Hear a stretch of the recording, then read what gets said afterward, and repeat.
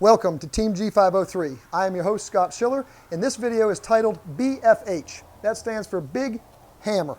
And what I'm going to do with this big hammer is go to the tail end of this 1943 Willys MB and knock off all the bolt-ons. Just do it quick and easy, like painful like. No, I'm not going to really do that. A little shout out to Mr. Brendan Gibbons of Gibbons Military Motors. He was kind enough to send me this shop shirt a while back, and I've been dying to wear it again. I just think it's fantastic.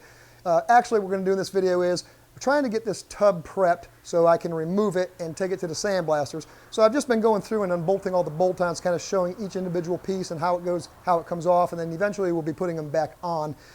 In this episode, I'm going to be removing the jerry can holder, the spare tire carrier, and a bunch of footman loops and the side carriers, and also an electrical socket for the trailer hitch. Hope you enjoy it. Going to be removing the bolt-ons from the rear of the tub today. You got your spare tire carrier, your rear corner grab handles,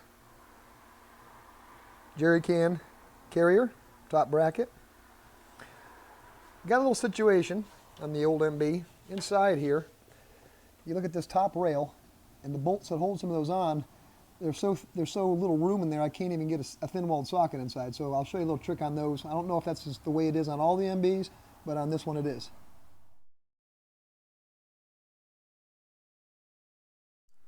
Just going to use a set of vice grips, go in here sideways like this, and that'll hold that so I can take that bolt off on the opposite side.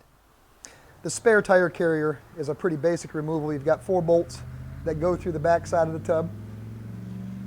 I've got the vice grips on there, so we're just going to go ahead and take these off.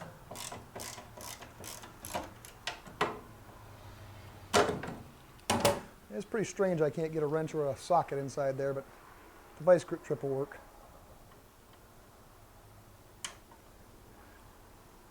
You got your bolt, your nut, and your lock washer.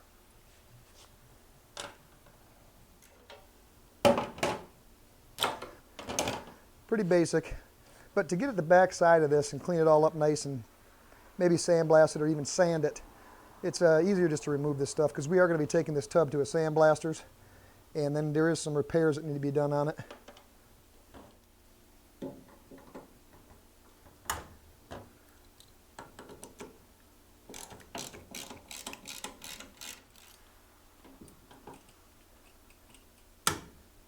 These bolts on the bottom, they're a little longer because they actually go through a rib that's in the back side of the tub. And when I get done taking this one off and removing this carrier, I'll show them to you. There's the longer bolt as opposed to the one on the top. Take you to the inside of the tub and show you that rib I'm talking about. I guess you could even call that hat channel, but here's where they come through. And I imagine that's just to give the base of that tire carrier a little extra support. That was simple. We took off the tire carrier.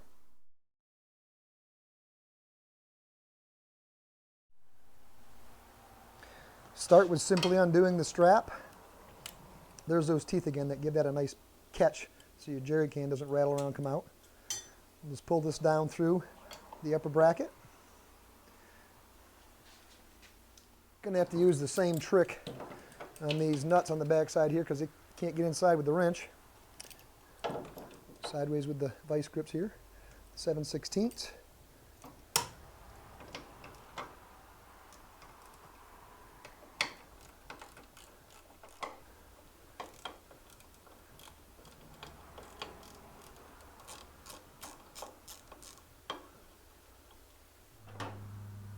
On the bottom too, I can use a wrench.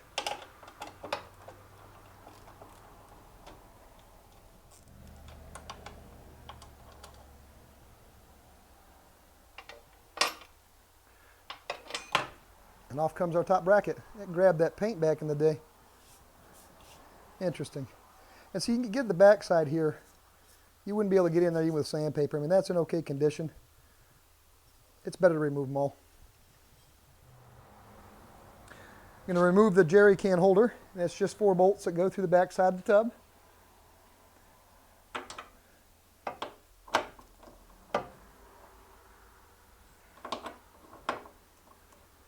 Maybe.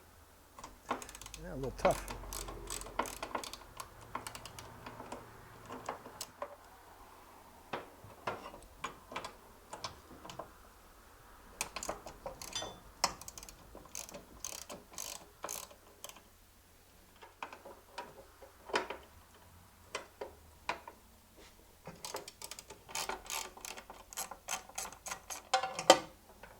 This one in the corner is behind a little brace, kind of difficult to get at. Don't want to lose the nut nor the washer. See if we can get.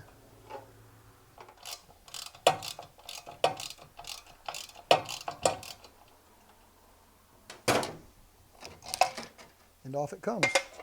And we got something interesting here. That's cute. They did a tape, so they taped the holes. That is a license plate holder. Looks like somebody fabricated that themselves. A piece of galvanized. Interesting. Bring your attention to this little extra plate they've got added on here for support. On the inside, these bolts did not go through that C-channel or hat channel, whatever you want to call it. And you can actually see on the inside where it's actually twisted.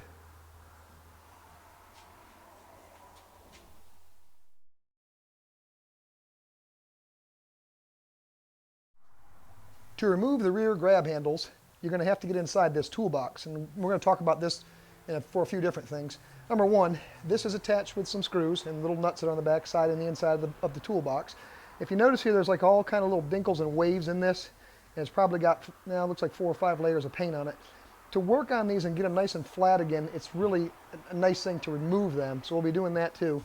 To get inside, we just push the release button, lift it up, and you can see the felt seal in here.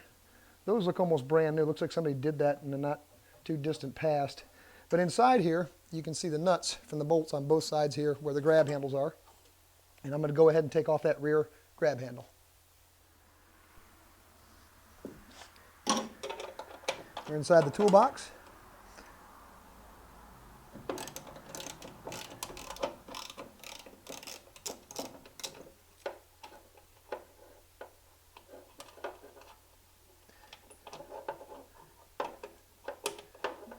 And I can't remember, no, that's not an EC, that's just a regular old bolt. I've seen quite a few ECs on this 43 Willys. And the EC bolts are to the Willys guys, like the F-script bolts are to the Ford guys. Like finding those ECs. They're nice.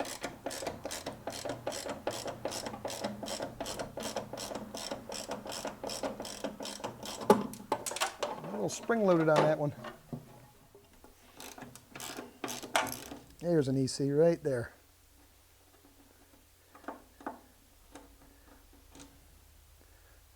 There you go. Never did find out what EC stands for. Someone told me one time it stood for Erie Company, but I don't believe that, and I couldn't find it on the web. So if anybody does know what that EC actually stands for and can prove it to me, there might be a prize in it for you.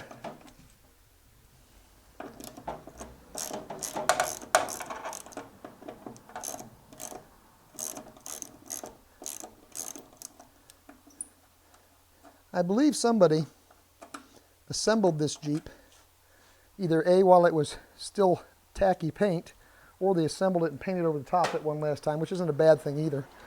These are stuck right on there, stuck in the paint.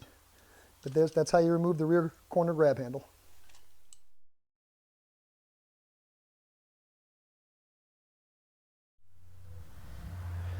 I guess while we're doing the rear handles, and I've got the 1/2-inch socket and wrench out, I might as well go ahead and take these side handles off too. And they're simply bolted on the inside of the tub. And this particular bolt goes through the back side where the wheel well is. Got 4 more EC marked bolts here, which is a treat.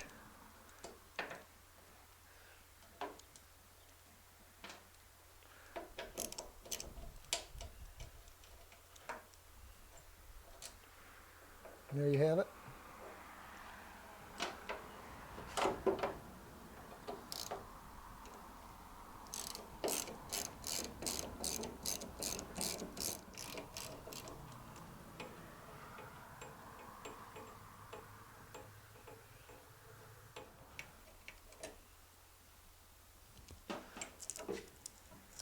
And there's our side grab handle.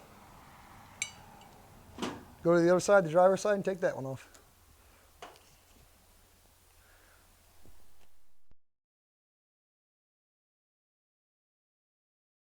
We've got the trailer light socket on the driver's side in the rear. And to remove that, you've got to get inside the toolbox also. This one's not connected electrically. but you can see the bolts, the nuts that hold the bolts on the back side. I'm going to take those off. On the trailer light socket, it's easier for me to use the socket on the inside because of the housing that's in there, the length. A little difficult to get the wrench or the socket turning inside there. But it's just 4 bolts.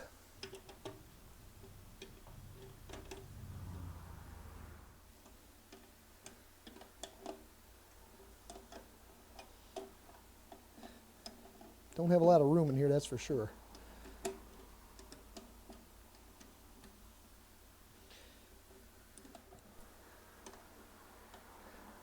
What would be interesting is if you found a project someplace and you had all these bolt-ons and accessories removed from the tub, how many people would look back and say, you know, I wonder what goes in there, or what guys have modified to make work for their particular setup. It's an interesting part. It's an interesting part of the game, that's all. And when you go back through a project like this, and you can see what other guys have done or other owners have done, it's really very interesting. And he will come right out of there.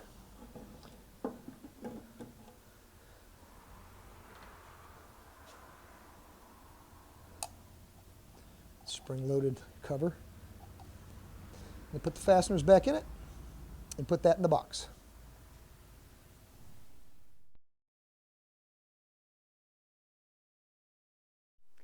Only to bring this to attention because it's a pet peeve of mine. I know a lot of guys have their things, and one of my things is when I see fasteners like this with the slots, so this one's horizontal and this one's vertical, that bothers me. I don't know why. Everybody's got their thing, and all across the back of the Jeep they're all hodgepodge.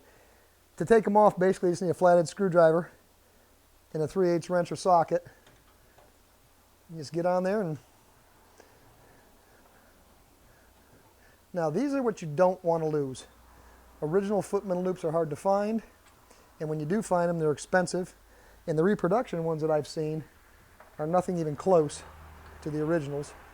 And there's all different styles, and we can get into that, I guess, sometime in the future. We can show you the different footman loop styles that were on the Willys Jeeps and the Ford GPWs. And it's pretty simple. And we can clean that up and get that painted. I'm going to go ahead and take the rest of them off the back. And when I put them back on, the screw slots will be all vertical.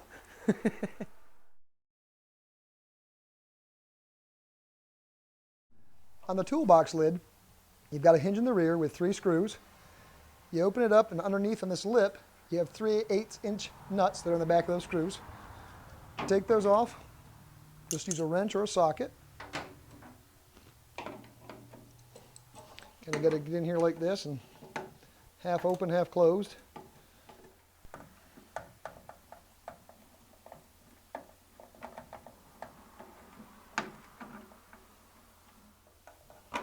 Yep, don't want to do that. Someone's already done it before. I wallowed out that head there.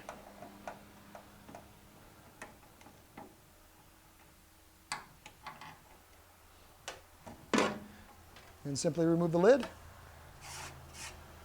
You've got your catch that's riveted on here. And there's your hinge. Thank you for watching. We are archiving the restoration, bolt-by-bolt teardown and put back together of a 1943 Willys MB. If you like what we're doing here and you'd like to follow along with the series, please subscribe to us at Team G503 on YouTube. Special thank you to Ron Fitzpatrick and Ron Fitzpatrick Jeep Parts. Until next video, next time, keep it safe, happy Jeeping.